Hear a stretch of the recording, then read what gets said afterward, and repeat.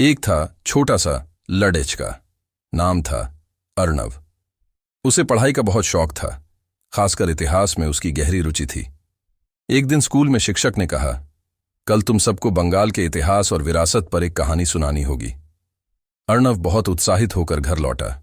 वह अपनी माँ पापा के पास गया और बोला, माँ पापा, मुझे हमारे बंगाल के इतिहास और विरासत के बारे में कुछ बताइए। पापा मुस्कुराए और बोले, सुनो अर्णव, बंगाल सिर्फ अपनी सुंदर प्रकृति और नदियों के लिए मशहूर नहीं है, बल्कि इसका इतिहास और संस्कृति भी हजारों साल पुरानी है। तुम्हें पता है, प्राचीन समय में बंगाल को गौड़, वंग और समतट के नाम से जाना जाता था। अर्णव हैरान होकर सिर हिलाने लगा। पापा ने फिर बताया, बंगाल कला, साहित्य, व्यापार और ज्ञान विज्ञान का केंद्र था।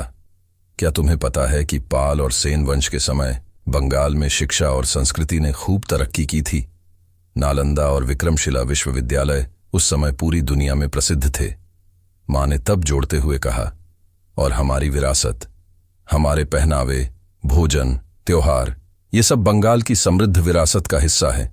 पोइला बैशाख का मेला, दुर्गा पूजा, नवान्न, ये केवल उत्सव नहीं है, बल्कि हमारी संस्कृति की पहचान है। बंगाली साहित्य में रविंद्रनाथ टैगोर, काजी नजरुल इस्लाम, जीवनानंद दास जैसे कवि हमारे गर्व हैं। अर्णव मंत्रमुग्ध होकर सब सुन रहा था। तभी माँ ने कहा, बंगाल की वीरता भी हमारे इतिहास का अहम हिस्सा है। सोचो, स्वतंत्रता संग्राम में बंगाल के साहसी सपूतों ने कितनी बड़ी भूमिका निभाई थी। भाषा आंदोलन, स्वतंत्रता संग्राम और मुक्ति युद्ध के बिना बंगाल का इतिहास अधूरा है। अगले दिन स्कूल में अर्णव ने बहुत सुंदर तरीके से बंगाल के इतिहास और विरासत की कहानी सुनाई।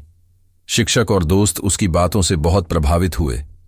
उस दिन अर्णव ने समझा कि बंगाल का इतिहास और विरासत सिर्फ गर्व की बात नहीं है, यह हमारी पहचान है।